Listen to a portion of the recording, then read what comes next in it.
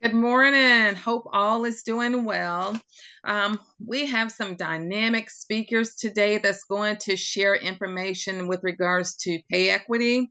But before they do, let me go ahead and give a snippet of who they are and their background and how they add value to our organization relative to their expertise. So without further ado, I'd like to introduce Rhonda Farrington, who is a managing director and partner with the Wilson Group.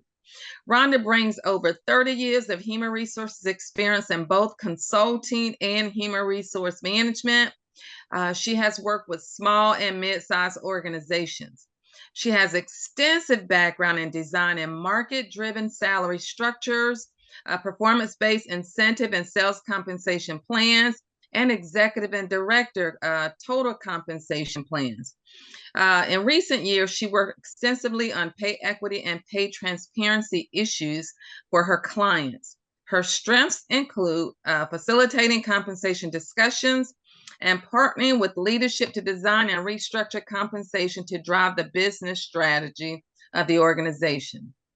Over the course of Rhonda's consulting career, Rhonda has worked with private and public companies and nonprofit organizations, designing and implementing compensation solutions that strengthen the foundation of the business, focus on growth, and maximize the return on employee compensation. Her extensive industry experience includes healthcare, insurance, manufacturing, professional services, technology, retail, and higher education. Now, switching gears, I would like to go ahead and introduce Susan, and please forgive me if I pronounce the name wrong, Malanowski, who is also a managing director and a principal with the Wilson Group. Susan also brings over 30 years in consulting and leadership positions and compensation and human resource management. Susan advises board of directors, executives, and leaders in sales, human resources, and compensation functions on developing strategic compensation programs that are competitive, fair, and attract and retain top talent. Susan has a proven track record of helping clients across public, private, and nonprofit sectors assess, design, and implement executive, sales, and employee total compensation programs. She partners with clients on programs that go beyond the traditional encompassing pay equity, pay transparency, and job architecture that help foster a culture of engagement, trust, and high performance. Prior to consulting, Susan worked in leadership positions with various companies. She has co-authored and published several publications with other members of the Wilson Group. I would like to pause and give both of them a round of applause because they have a plethora of experience relative to pay equity, compensation, and analysis. And we want you all to take it away and share with this professional group so that we can have takeaways to use back in the workplace. Thank you, Jerry. Appreciate that. Yep. We are very excited to be here today. Susan and I have been working together for many years as part of the Wilson Group, and it is our pleasure to bring to you the fundamentals of pay equity analysis. And we hope that at the end of this, you do feel as though you've got some real takeaways that you can bring into your organizations. So we'd like to get started. I don't know that we need to do a lot on About Us because Jerry's done such a wonderful job of introducing us. We are really proud of the work we do with partnering with our clients to help them in any way possible around compensation. The whole issue of pay equity and pay transparency really got its jump start in 2018, when Massachusetts became the first state to put in play their Equal Pay Act. And so we've really been doing a lot of this work with our clients across the country since about early to mid 2018. So there's lots that we can add here that will hopefully give you all what you need to get started and make some good sound pay decisions around pay equity in your organizations. We're going to cover for an agenda a bit of an overview and introduction. We'll move along as quickly as we can. We understand we have a lot to offer, so we want to get things rolling here. We do have 4 polling questions that will pop up through this presentation that we'd love to just get your feedback on, because they are important to just sort of give everybody a grasp of what's happening around them with their fellow peers and other organizations that they might come in contact with. We'll talk methodology and approach. That'll really be the meat of what we're discussing today, because what we're trying to get at is, how do you make sure you have a successful pay analysis? So then we'll talk about pay analysis and remediation. What is it going to cost to make changes if we find a need? And then we'll talk just a little bit about pay equity solutions. How do we manage pay equity in our organization? And then we'll do a session summary with questions. Ben will be taking questions in the chat. If you have any questions, please share them, and we will pause periodically to review any of those. And so in terms of our webinar, again, just to reinforce what we'll be doing is thinking about the examination of pay across the organization and how they relate to one another internally, and answering some fundamental questions before we start the analysis. So the first part is, why are you conducting the analysis, your pay philosophy, and your readiness to make changes?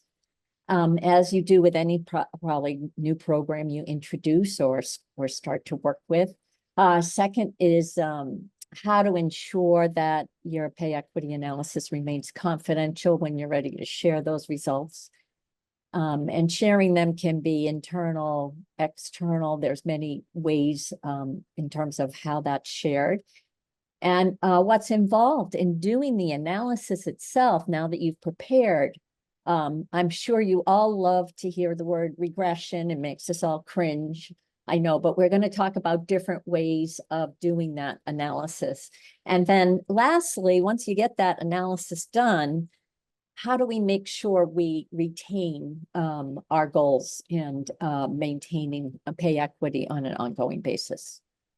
And I do want to make a point. We are providing this PowerPoint to Jerry and Ben and Jennifer, so that you can get a copy of it. You do not need to try and quickly write as we go through this process, because there's a lot of content on the slides. So you will be getting this, and I believe the recording is going to be yours as well.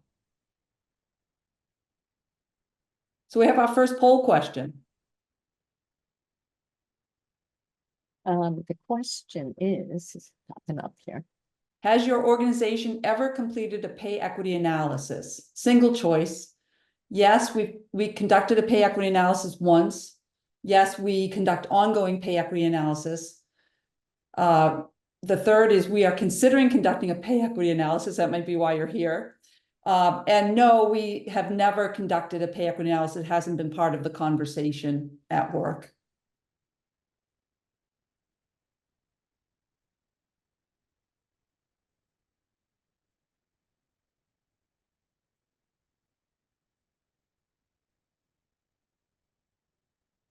Okay, so it looks like very few have conducted or are conducting ongoing, about 20%. 33% of you are considering it. It's probably, part of why you're here, as I said. And 47% have not conducted it in the past. It's an interesting, I think that the takeaway from this is that it's happening. It's just maybe not, we're hearing a lot about it. Maybe some of what we present today will help you feel a little bit easier about going through and partaking in it.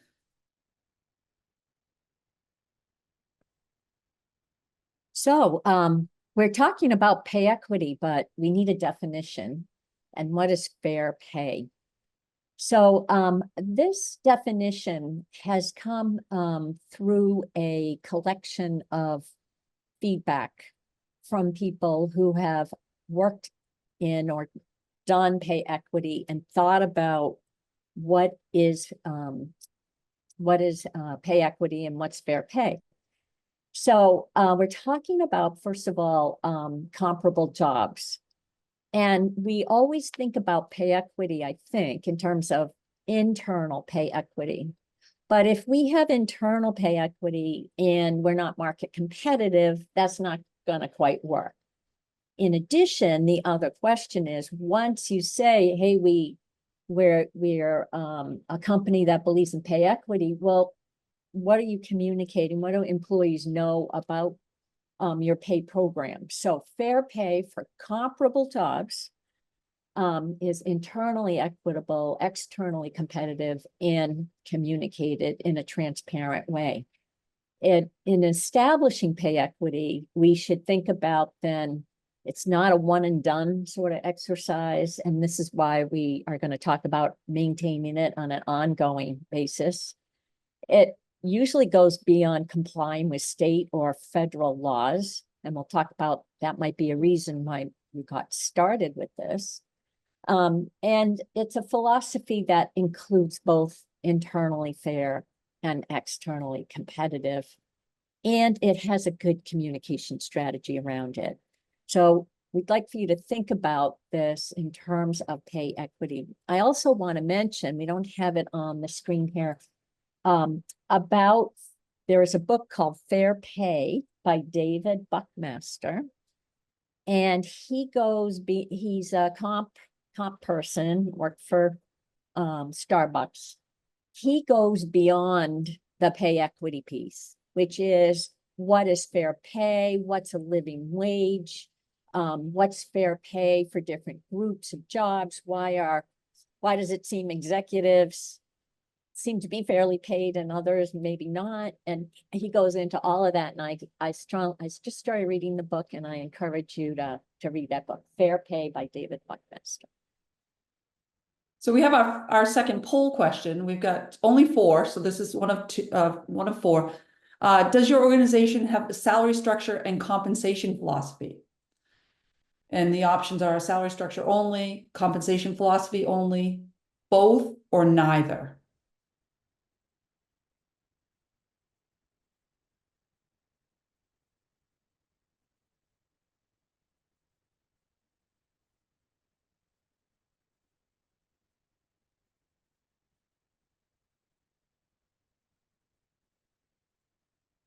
Okay, so 20% say they have a structure only.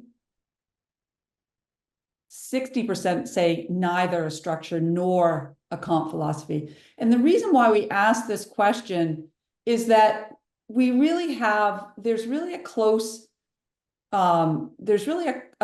tie. All of this comes together because it has to do with how are we going to compensate our employees as an organization. So all of those things, whether it be a salary structure or a compensation philosophy or a pay equity approach that we use in our organization, they all fit together. And so we feel that becomes a part of the equation. So what are the reasons we have found to do a pay equity analysis? As Rhonda mentioned, we've helped many clients over the years for different reasons.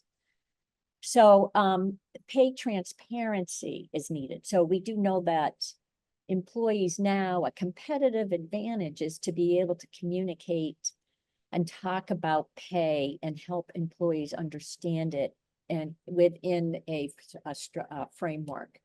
So before you start releasing information, you want to make sure that, and letting employees ask questions, you want to make sure that you're prepared for that.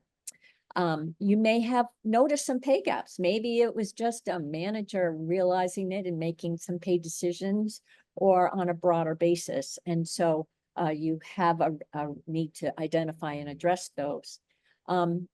Your comp philosophy or values. We had a client who in 3 primarily major offices in 3 different states who didn't necessarily weren't thinking about compliance, but thinking more about it's an important value. They were one of those companies where you go on the website and that's the first thing you see about an important value about paying fairly.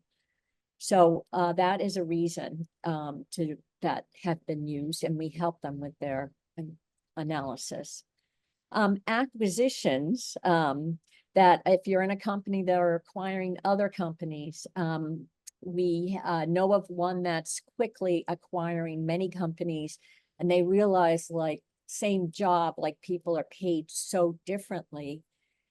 So as of now, they just brought everyone up. They invested a bunch of money, brought everyone up to the same level, but this is where acquisitions require that both at once or on an ongoing basis. Maybe you conduct an employee survey, or somebody brought up the issue. We had a client who said, I'm female, I have been here a year, and everyone else in my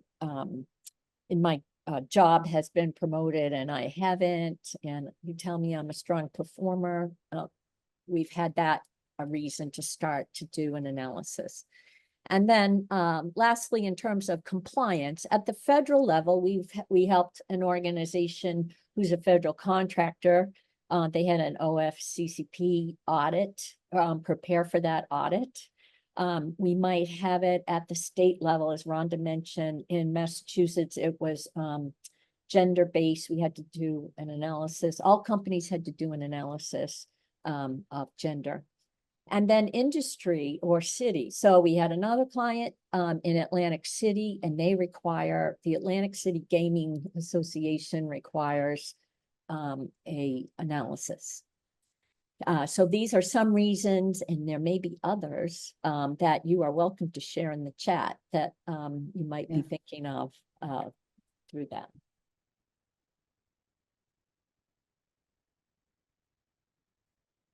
So in terms of the, before you conduct the pay equity analysis, there are some steps you need to take. First of all, why are you doing the analysis? That's really important to set those objectives and set it up like a regular project with a timeline for doing it, and determine who should be involved in your project, because this is sensitive information, and to think about things like, would you have you know, all of HR? Would you have part of the HR group involved? Determine who should be involved and can maintain that confidentiality. And only because we don't want to open up ourselves for, as a company, for unintended actions or consequences from information out of context being released. So determine that level of confidentiality. We always recommend having an internal or external legal counsel involved. Generally, as you may have done in HR before, you're going to write attorney-client privilege on everything that is communicated back and forth. Understand the data that needs to be protected, versus, say, when we get to, we'll talk about when we get to the analysis piece, you might have to go out and ask managers, what's this person's level of performance or so on, when you're sort of digging, but you want to know a way to protect the information that that you have. And then how do you manage that paper and online trail of data to keep that confidential? And then prepare to create comparable jobs. So we often see in the media, we'll talk about, there's Fair Pay Day, I forget which day that is, sometime in April. It comes out and it says, and it's a global. So in this country, and it's usually gender, women are paid 90%, 90 cents on the dollar type of thing. Those are not comparable jobs. That's just all females, all males compared to each other. We're going to talk about creating comparable jobs to do that analysis. So in doing that, understanding the job, so job descriptions help with that, and data around the organization charts, and other information. Compensation and benefits information by employee, which we often call a census data. And then demographic data, which Rhonda will go over, which is some of those things that, whether the factors that you use in that, and such as ethnicity and gender. Ben, are there any questions before we move on? Currently, no. Okay, great. We will move on. So we want to spend a good amount of time today talking about methodology and approach, because we can be looking in on a pay equity analysis and say, yeah, we really need to do this, but it's taking that first step, and how do we take that? And so what we're going to examine today is the approach that we at the Wilson Group, through a lot of research and direct work with our clients, have created as an approach that establishes a employee blind approach. And by that, I mean that we're not going to be considering in this phase of our discussion today under methodology and approach, we're not going to be considering the employees who work for us. We're only talking about the jobs that the organization has. And that is why when collecting the data, we need jobs and job descriptions as part of this process, so that before we get to our analysis, we understand what are the jobs and how are we grouping them into these comparable job groupings. And one other note on comparable job groupings, it really, and we'll talk about this in a moment too, is it really isn't about the same job, but comparable, similar jobs. So let's talk about what is comparable work. When it's looked at, there are usually 4 criterion that are looked at to determine if jobs are comparable: the skills, responsibility, the effort needed, and the working conditions. Now, for some organizations, some of you who work in organizations, you might be completely office work, or maybe you're remote work. So you have a remote or hybrid workforce that aren't in working conditions that are severe, or environmental factors that affect the job. So in some cases, working conditions may play an important role or not as important a role as you develop comparable job groups. But certainly the skills, responsibilities, and the effort needed are really important here. So in skills is the knowledge and abilities required to perform the job. So is it a business type of role? Is it technical? Are we requiring skills that require certifications, or require certain education levels, require certain amounts of experience? Sales is another one. Yeah, sales is another good one. And then responsibilities, so the duties and tasks assigned to the job. So what is the scope of the job? We talk about that a lot in compensation. What is the scope of the job, so that whether we're doing this internal comparable job grouping analysis or we're going out to the market, these are similar kinds of things that we should be asking ourselves. What is the knowledge and abilities needed, and what are the duties and tasks assigned? So what is the scope and education experience required? So that's where we would say, for example, you might take somebody who is doing HRIS work in your organization, and someone who is doing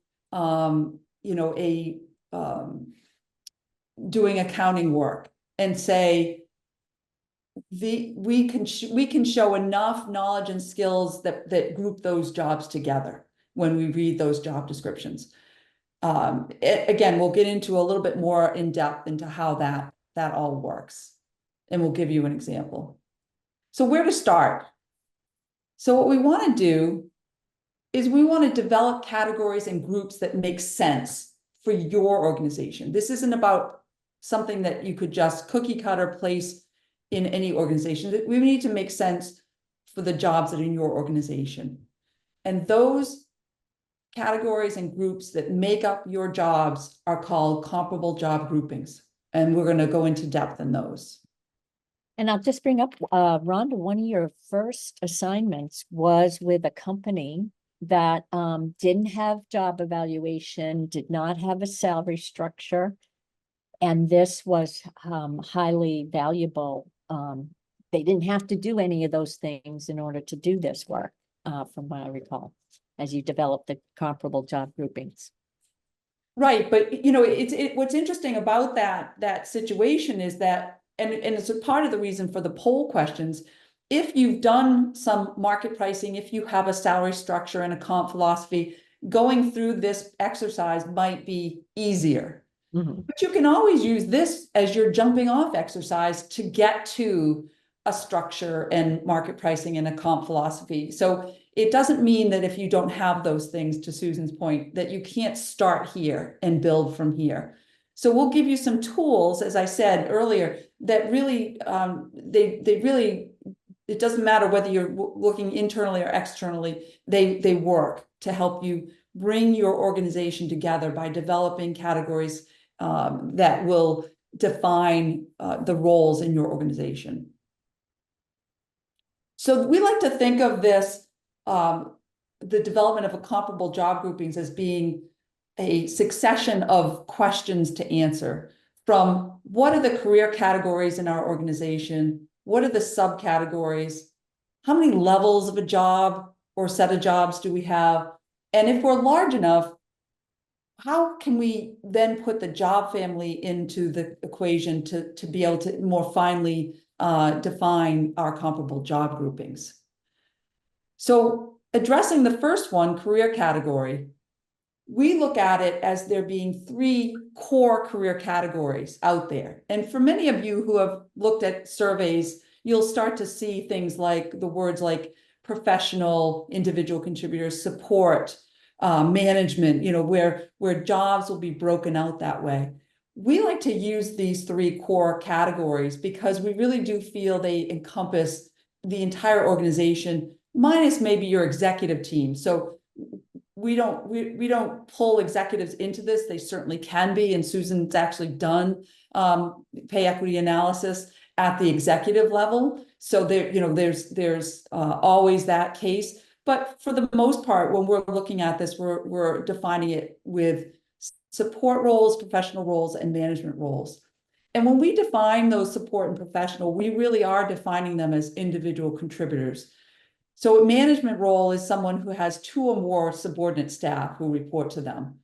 If you just happen to have somebody, or you're a lead, but you're not required to do the, you know, hiring, firing, you know, job evaluation, performance review kind of thing, then we would still consider that an individual contributor role. So we create these first 3 categories, and we say, okay, let's define where everyone falls.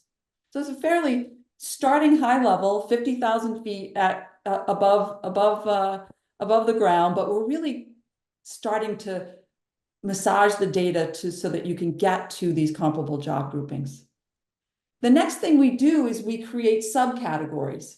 And for purposes of this example, we have 3.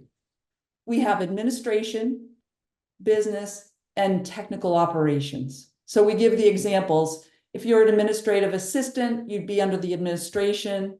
That's fairly straightforward. If you are a marketing coordinator, you'd be under the business.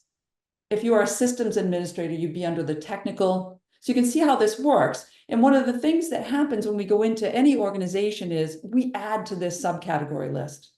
So when I worked with a restaurant group, I had to add hospitality.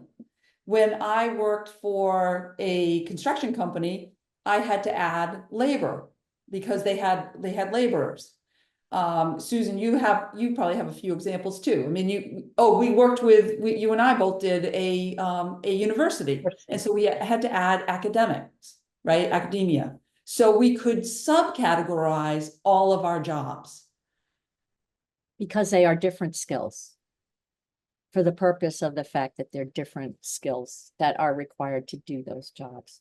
Whereas like business, you know, the example of HR and finance or accounting being in the same grouping, although it's not this, specific skill that you see as consistent. It's more of a broader skill comparison. System administrator versus, Marketing coordinator. well, I'm thinking of even within technical. Oh, they yeah, can- yeah. You can have so one time we had highly technical versus technical. We had all the attorneys, we had a group with a large number of attorneys in a highly technical group versus technical. So you can define them as you want, and that's all that when you think about at the end, when you're communicating or when you're submitting information for compliance, that's all they want, is a very systematic way for you to look at your jobs. Some organizations go into grades to do that. We don't recommend using job grades. Some organizations use job evaluation, which uses the same categories. That's how I did the executive one. Use the same categories of skill, effort, and responsibilities. But we find this is a very easy way and has other benefits behind it. Yeah, so now you're down at about 30,000 feet, right? You've taken all of your jobs in your organization, you've categorized them by management, professional individual contributor, support individual contributor. You assign a subcategory. And this is an example of what that might look like. So here's a professional business and a professional technical. And these are just examples. The professional business is non-technical jobs as found in HR and finance, usually exempt level salaried professionals, some prior experience or on-the-job knowledge of a specific field. Main responsibilities are within the specific field of knowledge and ensure the day-to-day tasks are completed. On the technical side, much of the same wording, but they're technical jobs found in IT and engineering, usually exempt level, again, many of the same things, but we've now been able to separate out, for purposes of identifying comparable job groupings, those jobs that are now professional, business, or professional technical. So this is some sample language that we've used.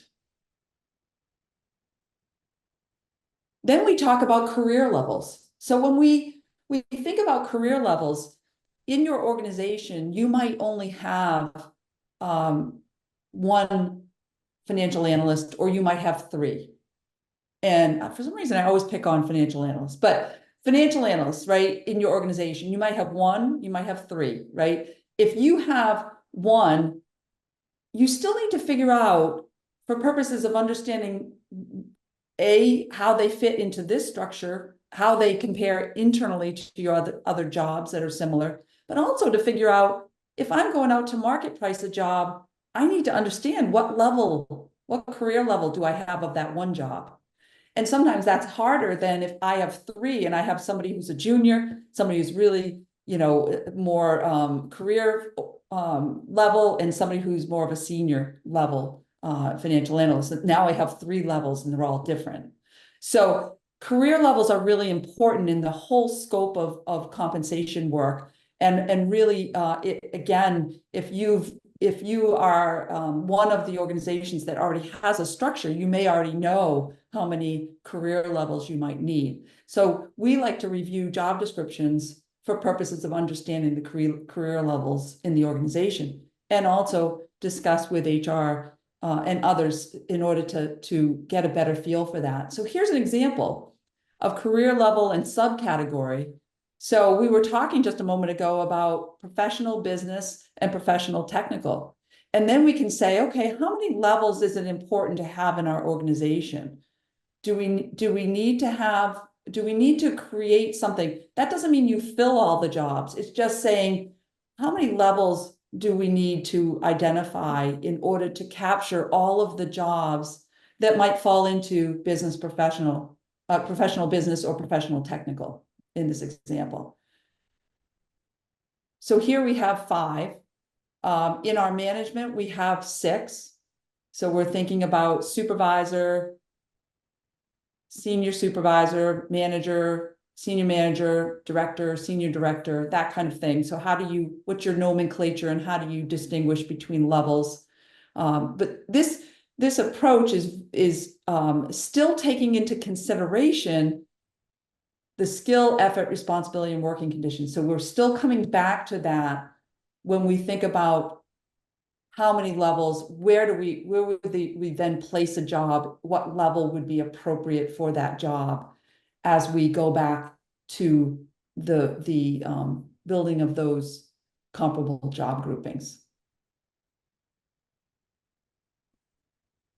And then, as I said, job families are an additional way to further organize comparable jobs for larger organizations. So if you're a really large organization and you have, a need to break out an area because that's a huge focus, and you want to use job families, you can further define. We often find, though, with organizations that are 500 or fewer, or maybe even 1,000 or fewer, that the job family just might create too fine a break, that you have like one job in a job family or two at a certain level. And so you can't really do any analysis on that. So we don't recommend that every organization use job families, but again, it's certainly a way for you to more finely tune your comparable jobs and the groupings they make.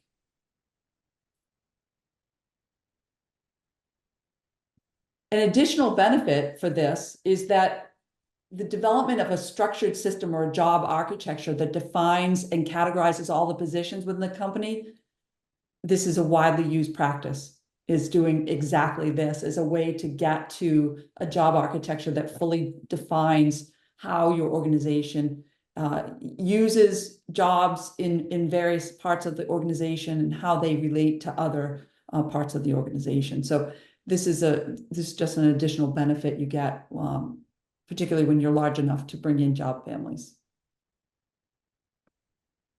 So we have our third polling question.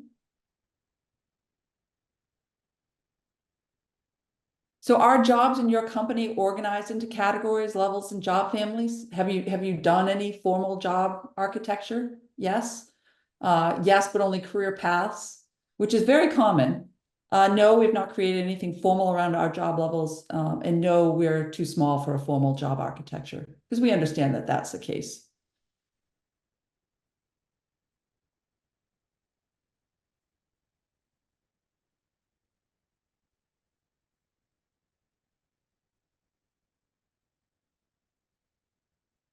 Oh, fabulous. So 46% are saying they have a formal job architecture.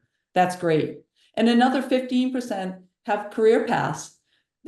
Sometimes career paths are big enough, are enough for an organization to make sure that they may not need a formal architecture, but they have a direction for those jobs that are critical to the core functionality of the organization. 23% have not created anything formal, and 15% are too small, and that happens. But we still recommend that you think about those career paths, because again, it helps with this as well. So we wanted to talk a little bit about defining the data and the factors for analysis. So here's a data key sample. Remembering that the only reason why this could get populated is behind the scenes, you've got that employee census file that Susan mentioned earlier, where you've given us the location, the gender, the age, the ethnicity, right? And that gives us an opportunity to create a key to cover what you want to do. Now, some of these, like age, we've gone through age analysis with organizations, and we've really kind of narrowed or broadened, I should say, the range of what we look at on an age key, because mostly what we're looking to do is just do a spot check to make sure that people over 40 aren't being paid less than what people under 40 are. Rarely do we see that happen. What happens with age is that it's often around individuals over the age of 40 not receiving employment offers from an external perspective, and internally not seeing progression with their careers So those are things that aren't necessarily captured this way, but we'll keep age in there with that broad grouping of those under 40 and over 40. The ethnicity key on the far right can be however detailed you want to capture it. Sometimes we get very detailed and like off an EEO report. But then if you're small, that doesn't always work because it doesn't give us enough data set. So we've often come to this ethnicity key as a way to get to the to get enough data to be able to do our analysis. And the gender key can be any sequence. Yes? I was just going to say on the ethnicity key, number 4, one of the challenges with this ethnicity is it's not required that employees report their ethnicity. So we might end up with 5% of employees we don't have that information. We had a client ask us for veteran status. They had 2 employees who had declared veteran status. So there are things you may want to look at, but they're tough. But that's why number 4 exists there, is because it's not required that employees provide that data. And depending on what, the demographic of your organization and what you're looking to do as an organization, your ethnicity key may be broken out into different categories. And gender even is not required. So that's another one where that category has really changed. And we always refer back to, just as Susan was mentioning, back in April, every April they come out with the fair pay between males and females. But we're really open to anything that the organization needs around these key categories. And then location, I want to mention that for a moment because, I've just put in some areas of Tennessee as an example. But one of the very first pay equity analysis I did, we had individuals located in areas that were paying considerably less because the cost of labor in the area was lower. And in other parts of the organization, they were living and working in areas where it was highly sought after. And so the cost of labor was high. You can use location, and we'll show in our next example, you can use location to separate out if you believe that blending it all together makes one area that's very high look like everybody's paid well above everybody else in an area that's paid on average lower. So we want to bring that out as being a factor here.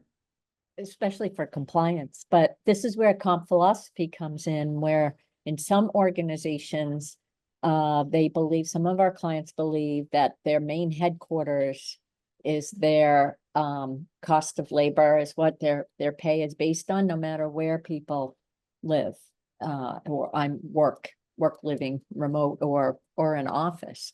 So this is where comp philosophy is important. And then we want to talk about what is involved in the factors for analysis. So basic pay plus overtime is included. Any bonus that you give out on, say, an annual basis or quarterly basis. Other bonuses like spot bonuses or sign-on or retention bonuses. Car allowances and other perquisites. One of the first ones I did, we discovered that only all the directors had car allowance except the one female director. Well, that's an obvious fix because clearly they could do something about that immediately. But those are things that we find out. And then benefits. And how we kind of address this is if the benefits are the same across the organization, if any of these factors are the same across the organization, like nobody has a car allowance, the benefits are all the same, we're not giving out any other bonuses, but we do an annual bonus, and we have basic pay and OT, then you can sort of say, okay, well, I can rule out needing to assess something if it's uniformly provided to all who are going to be included in the analysis. But this is really what is typically included. And then other factors and defensible systems. So what's important here is that we think about that there are factors that come into play, and there are ways to defend what we do when we follow a methodology that provides transparency into how we got here. And remember, we're really talking not about the people, but the jobs that they work in. So salary ranges and market data, performance ratings are really helpful if you've got a strong performance management system, and can say, okay, well, we know that this person is making more than someone in a comparable job, even though they're male and the other person is female, because the performance ratings warrant that. Time and position and overall tenure, and relevant experience, all factors that we look at and use to defend, as long as we're applying them uniformly across and they are strong enough to hold up. Many organizations that we work with will say, while I'd love to do performance ratings, the only thing I can do is overall tenure or time and position, because I just don't feel strongly enough that I have supervisory level individuals performing consistent performance reviews across my organization. And I'm cognizant of time, so I want to get to the fourth final polling question.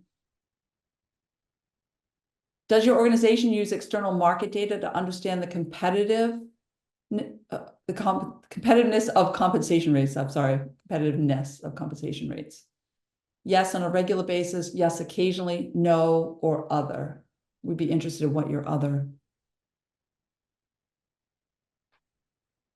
thoughts are.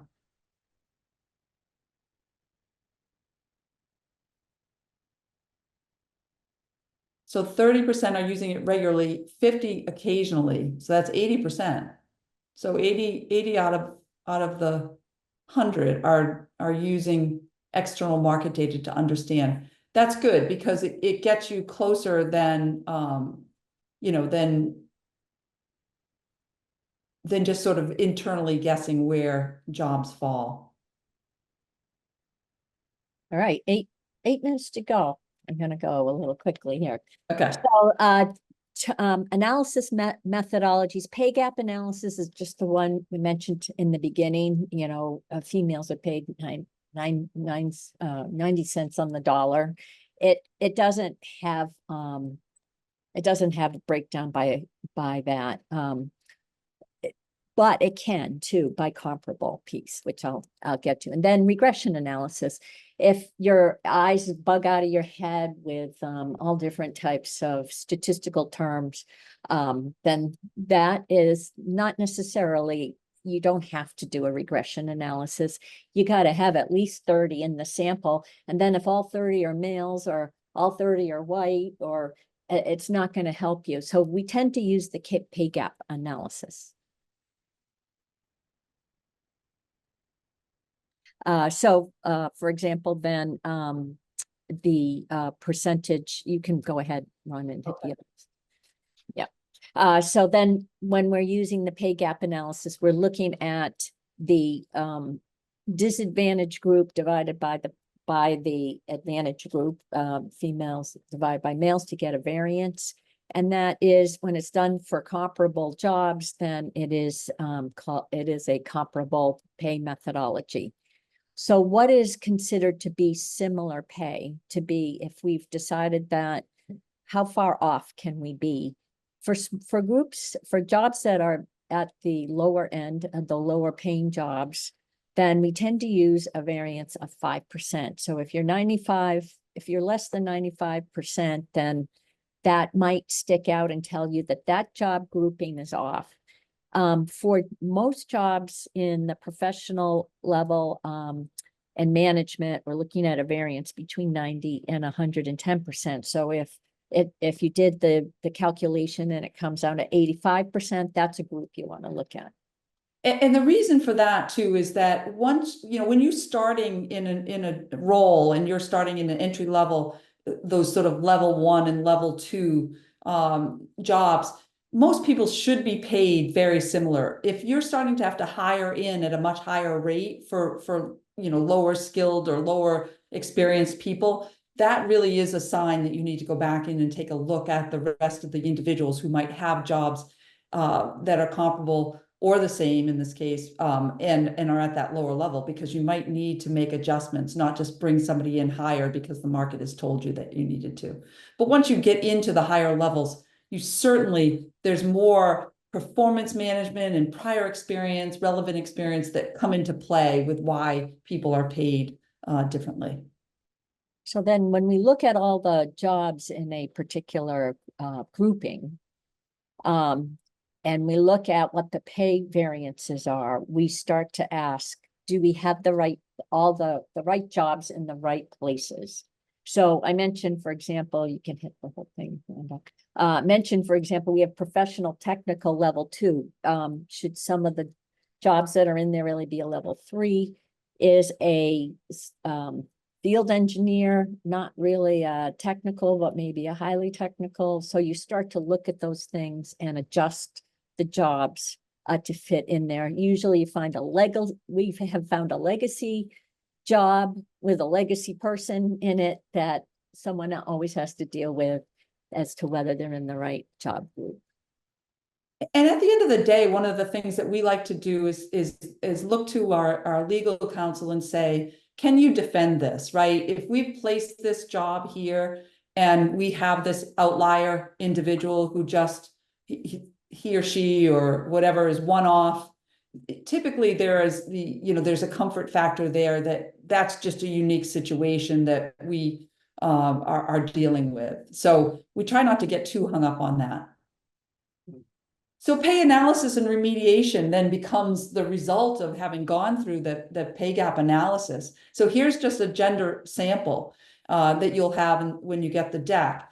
The first one is that gender overall is the category. So male and female in this particular comparable job group. This is a professional business level 2 group. And there were 22 males and 31 females. The average pay was 105,517. The average male pay was 106,385, and the average female pay was 104,902. So there was a 99% variance because there's only a $1,483 difference for all 53 individuals in that. The variance from male to female was 1,483. So we would look at that and say, that's more noise. It's not a factor that says to us that we have an issue. Then we could break it out, gender, and then place the location code in here to be able to more finely look at location in case that is a factor. And here what we found is in LA, we had 15 males, 21 females, and the females are paid 97%. So it's a bigger pay gap. But in New York, 7 males, 10 females, the females are making $2,283 more than the men on average. So these are the pay gap analysis that we get to look at when we get to the completion of that methodology, where we now have comfort in the comparable job groupings, and we can start our analysis. This is an example of a simple analysis. If you look at jobs, say you've done jobs within how people are paid within a salary range, do you see any differences? So this really isn't comparable job. This is just another type of analysis to take your salary ranges, see where people are. They're in sections below minimum. This was a new structure example. Whether they're below minimum in the first, second, or third, or above maximum, and then was it distributed evenly between males and females. In this example, this is from one of our systems we use. This is a corporate M1 level, and it had 21 employees. And you can see that with a system, you can do all sorts of analysis. It can tell you how much remediation could be involved. And below this was the list of all the employees and what the adjustments could be. So systems are really helpful that way in giving you that information. And remediation, when is remediation necessary? So we won't go through too much of this, but when you find the discrepancies, you need to figure out how you're going to do that, and also figure out how you're going to pay for that. So you might not be able to, if there's huge increases needed or many employees where there's a need, you need to think about how can we do that and make a good faith effort to figure out what's the best approach for us, and how are we going to communicate that to our employees. There are many ways you could do this analysis. Excel is most common. Of course, there's more advanced products. Salary.com has a pay equity platform. PayScale has one.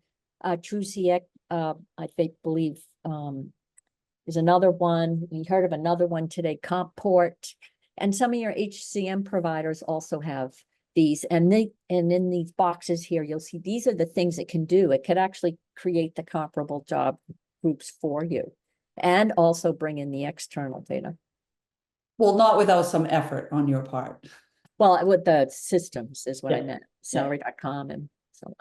Yeah, and I'm sorry we're running late, but we wanted to just say, in summary, if you're looking to, if your organization is looking to examine the relationship of pay across comparable job groupings, there are these 6 steps that we recommend you follow in order to get to the point where you can successfully do this in a way that is transparent and fair, and it's an approach that can be applied across without anyone necessarily feeling as though they have been wrongly excluded or categorized wrong.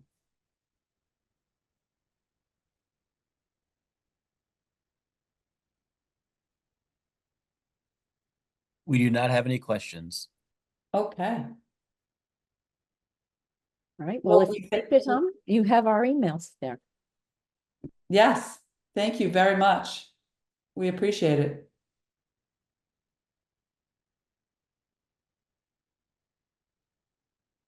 Gary or Jennifer, would you guys like to close us out?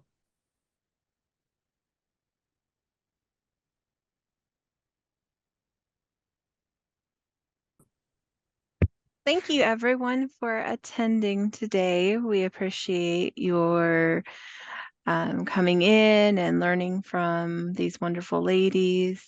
If you should have any questions, you can always contact us. You have heard their information as well. And we definitely invite you to check out our upcoming events for any further webinars or on-site meetings. Thank you both for everything today. And we appreciate your insight and your knowledge.